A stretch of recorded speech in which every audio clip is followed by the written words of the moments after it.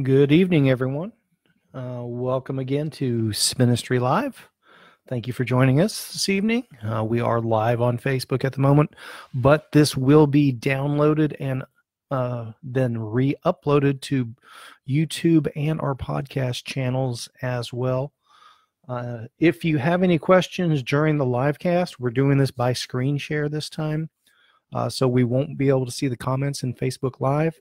Please do email them to spinistry@gmail.com. This is Tuesday, December 4th.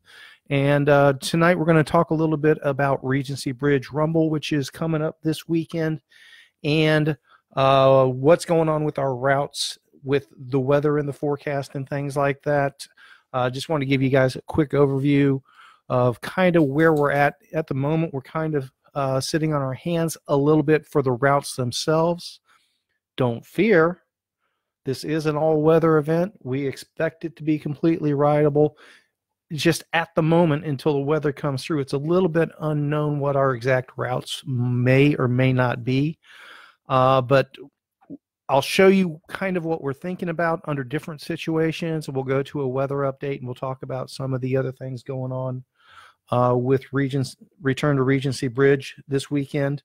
Again, if you're listening to the live cast or watching on the live cast, do send an email to spinistry@gmail.com if you have a question or if something I say isn't crystal clear. If you're watching on one of the delayed broadcasts, just add a comment, and as soon as I get notification of the comment, I will update that with an answer. So the page we're on right now, this is actually the old event page for Ride with GPS from the Regency Bridge Rumble and the different routes that we had for that. Our original plan for Return to Regency Bridge was essentially to do the same routes with one minor deviation, but backwards. That was our original plan, and it is still our plan A going into this weekend. There are a couple of spots that, depending on how much weather may or may not come through, might be problematic that we know of right off the top of our head. But to be honest with you, I don't know the roads in that area extremely well yet. I don't know how they handle the weather immediately during a weather occurrence or immediately after. Depending on how much of a weather event we get or don't get, we're kind of in limbo at the moment. I know that we'll have routes finalized on Friday, and they will be available on GPS Friday night. No ifs, ands, or buts about that. All the routes will be marked as well. That said, I am going to give a quick overview of some of the possibilities. I'm still tossing around the idea of sending out preliminary routes, but that's also part of why I wanted to do this video and give this explanation. And this is kind of why we, for most events, we don't send out the routes until the very last minute, because since we're on dirt roads, they're always subject to weather events. And so what can be a great plan today can literally be washed out tomorrow. Usually it's not the whole course that's washed out. It's just one key bridge or culvert or just one road that's underwater. But if it's a primary connector, that can have definitely a cascading effect that we have to reroute, large chunks of the course. But there's just no way to know that ahead of time because we don't know what the weather's going to do, or county maintenance may be involved. Sometimes they'll close bridges unexpectedly and to redo them and things like that. So we've been surprised numerous times. And what happens is we can send out our preliminary route with the best of intentions ahead of time and try to let everybody know, hey, this is preliminary until we actually mark the course a day or two before the event and see everything last minute. Anything subject to change. But even when we've made those announcements and made it crystal clear, or so we thought, that routes are preliminary, people will still download the routes and get confused and upset if there are changes from the time they downloaded the route till the event day, even though we've tried to make it crystal clear and send out as many emails and make as many announcements as we can. So over time, we've come to find that the best solution is to actually not send out the GPS files and maps until we know exactly what the route is. And almost every event that we run into has some sort of weather occurrence within 2 weeks of the event itself that may or may not cause changes to the route. So this is just a quick overview of this process and how we go about it this way. I know everybody wants to know what the routes are and what all the possible combinations of routes are. And the reality of it, there's just no way to know until the tires are on the course and we're seeing everything ourselves. And that doesn't happen until we mark course on Thursday and Friday. So that's that quick overview there. These roads, I don't expect them, even if there is a good bit of rain, I don't expect them to be muddy roads. But again, I don't have lots of immediately during or after weather event experience with these particular roads myself. But just from what I've seen so far, and we have been on the roads within a couple of days of a big weather event, and they were fine. There are some roads that weren't fine, and so there's a very distinct difference. What we call the B roads, the unimproved roads, the double track that don't have a rock base, those can get kind of sloppy. But none of the roads that we have on any of our routes are those B roads presently. There are a couple of low water crossings that could be subject to being underwater and have high water potentially, depending on how much rain may or may not come. And we do not send people through rushing water. That doesn't happen. It's not one of those things. That's not an HTFU situation right there. If it's rushing water, we don't send the route through it. If somebody decides on their own to go through rushing water, we definitely do not encourage that. But we can't stop people from doing actions like that, but we're definitely not going to encourage them ourselves. So that's kind of where we're at with the routes and the whys and the wherefores. I'll give you a little bit of an overview of the routes we had in mind and the terrain and some of the areas that we think are likely to have the most problems if there's a lot of rain. Now, that said, the forecast right now doesn't look like that much rain, but I know everybody's in panic mode, and like Texas Storm Chasers is like, saying crazy stuff like 7 inches of rain. Nothing I'm seeing looks anything like that. Everything is really Friday rains somewhere between 1 inch is what they're expecting in this area, up to 2 inches in spots. But we'll go over that. And if it's 2 inches or below, I'm extremely confident that everything's going to be fine on Saturday. But want to give what this snapshot here is, this is an overlay of all the different routes in the area. And this red one here, that's just a scouting route, ignore that. But this purple and yellow, this is a combination of the 100-miler, the 65K, this is the 65K cutoff from the 100-miler, this yellow, and the 40-miler that we had, which was basically this lower loop here. We'll zoom in on this a little bit and show you where, from my perspective, the unknowns are, depending on what the rain does. This terrain area through here with the hills and things like that, the unknown when you have uneven terrain like that is how water runs and collects in different spots. So that's the unknown for this. It's one of those things where, and again, if it's just 1 or 2 inches rain, I really don't expect there to be any issues. It's if we get into that 4 to 6 inches, that's where the great unknown comes into play on stuff like this. It may not be that it's turning into mud, but this high spot here runs all the way down this road, and this high spot here runs down there as well. And if there's enough rain, it just turns into a big lake down in this corner. It's something like that may happen. We just don't know until we get out there and and look at things. And the current plan is to be out there on Friday in the rain in the Jeep, and so we'll have a really good idea what it's gonna be like during the rains. And everything I'm looking at, our realistic worst case scenario, the biggest part I'm concerned about is this west end of the 100-miler. That's just because of all the rains that we had this fall.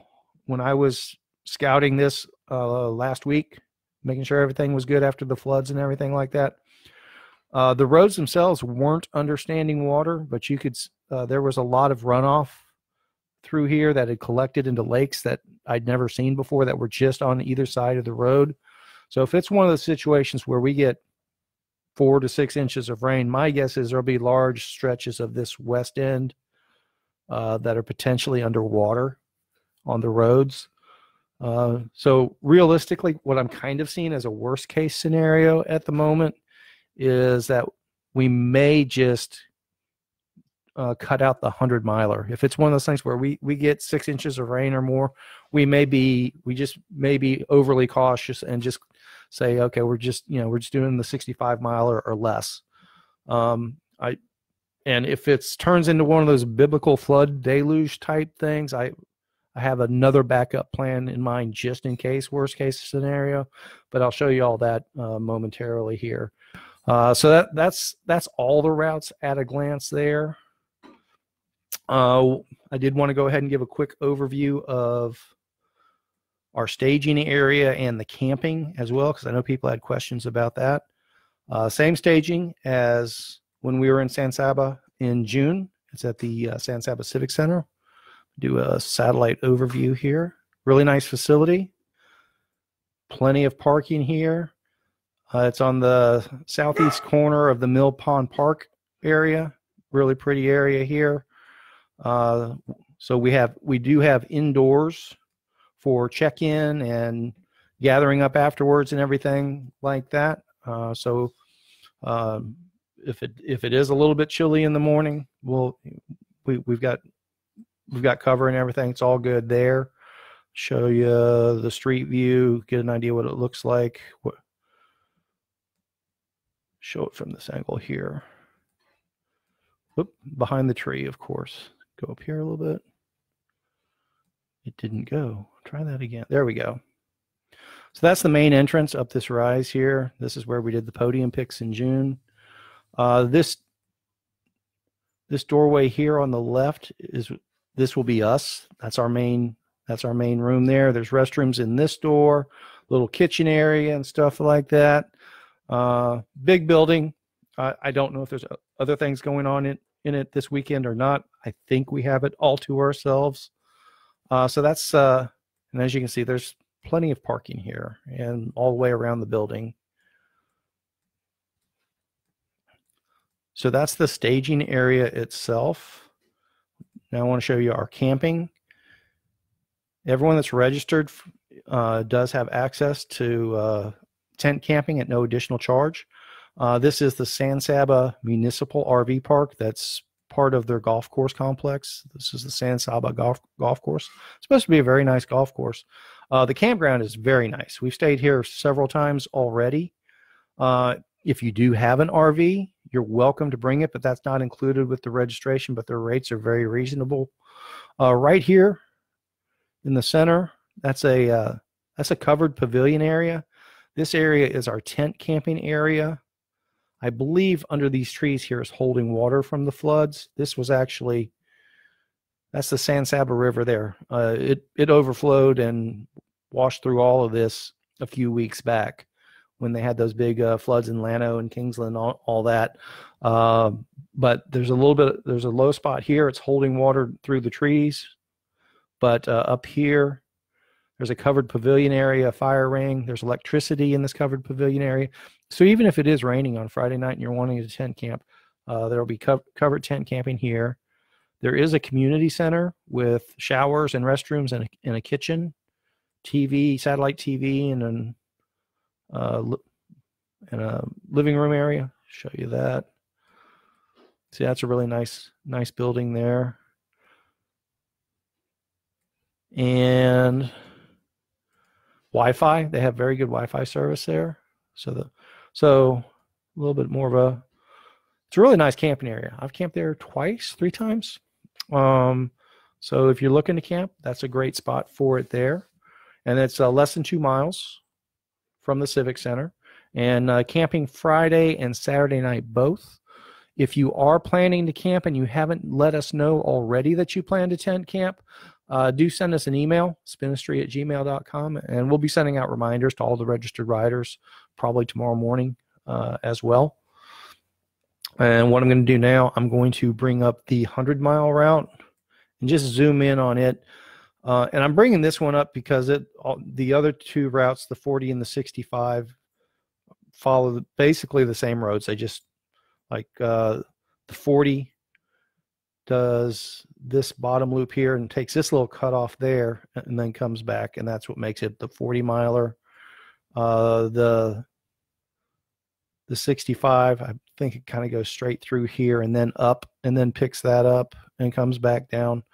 But if we look at the 100-mile map, and we're going to go ahead and turn on the terrain, because I'm going to look at some of this for the first time myself on a little bit more zoomed in basis to see, what spots may be a little bit concerning.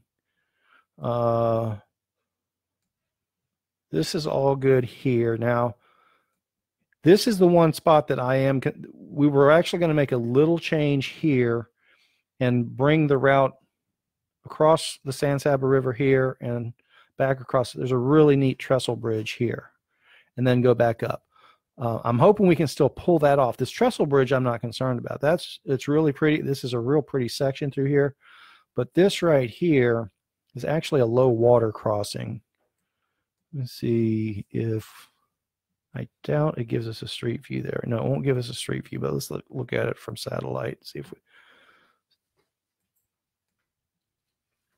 So I think this actually might be a floating bridge, low water crossing, but I'm not positive of that. It's not one of the concrete ones. It's not a rock one. It's a different construction than I've seen before, but it does definitely go all the way down to just above the water. So that's one that, again, if it's 1 or 2 inches of rain, I don't expect that one to be problematic. If it's 4, 6 inches or more, there's a good chance that would be too high of a water crossing there. But if that's the case, we'll just stay on the old route, and it's a non-issue from what I can tell there. Go ahead and go back to the terrain map. And we can look at the terrain, and you can see where the rises and swales are. And like this is a soil conservation pond here. You can tell by the dam area on the south end. Realistically, that's going to be higher than the road itself, so that's not anything to really be concerned about there.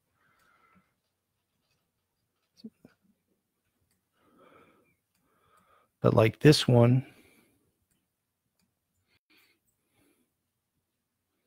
even though that is a soil conservation pond, it's below the rise. So that's catching runoff water that comes downhill, and it's right up against the roadway as it is. And I think there's a load zone single lane bridge there, if I remember correctly. So that's one that if there's a fairly good sized weather event, I could definitely see this retention pond overflowing and covering the roadway through there. And this section here, this is what I was talking about, this low area here. That's holding a lot of water. So actually it's probably, this continues all the way through here, and that's all one big lake right now. The roadway itself was above the water when I went through there last week.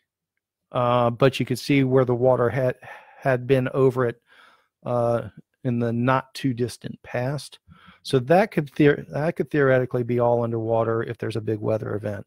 So that's why I'm kind of leaning towards the 100-miler is really our only likely casualty if there's significant weather. Everything else I think is going to be in pretty good shape. The overriding question is the likelihood of mud on these roads. Again, my best guess, and I have a lot of experience at this, is the loose stuff is more sand based in this area. I don't expect it to mud up very badly at all. But until we actually get out there and see it while it's being rained on, we can't know that for certain. And the problem with the mud stretches of road, it's not that you can have 99% of a 100-mile route that takes the rain really well, but 1% still leaves a mile.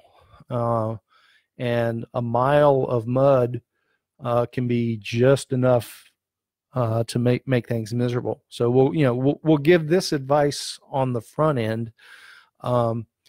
If you come to a section that is questionable, don't roll in at full speed. That's one of those things. When you go into the mud too far, well, then it's too late. You get overcommitted really quickly. It's better to go ahead and stop and scope things out before you take the bike into it all the way. And that's mud's usually a good time to be second or third in line and let somebody else run point and see if they get bogged down. So that's my personal tip there. That's my excuse for always being behind people anyway. So again, this is an all-weather event. We expect the route to be fine, even if it does rain. Here's the overview of the 65-miler. So you see how it cuts that corner there. And instead of going all the way, well, you go across the bridge and turn around, but instead of catching the roads that loop around and lollipop there, you just go across the bridge and back. And let's see. And this is my just plan a route. Let me just check my phone real quick, see if anybody has emailed. No emails, so either nobody's listening or nobody has questions. Oop, and then an email just came across, but not about this. Okay. All right, so here is what I call my worst case scenario. Let's say we do get 10 or 12 inches of rain Friday and Friday night, and everything is flooding and the roads are underwater. I'm pretty confident that our worst case scenario is we take a really nice ride from San Saba to Richland Springs. And I just don't know what the mileage is on that yet. So and everything I'm putting on this map, I'm pretty confident in, even though it's still mostly dirt road. And we would go down this way, and then we would just take this 204. This is really hard pack, fairly flat, but pretty. Take that into Richland Springs there. Then we would go up to this 252, across there. And I'm confident we could do it like that. And then like this.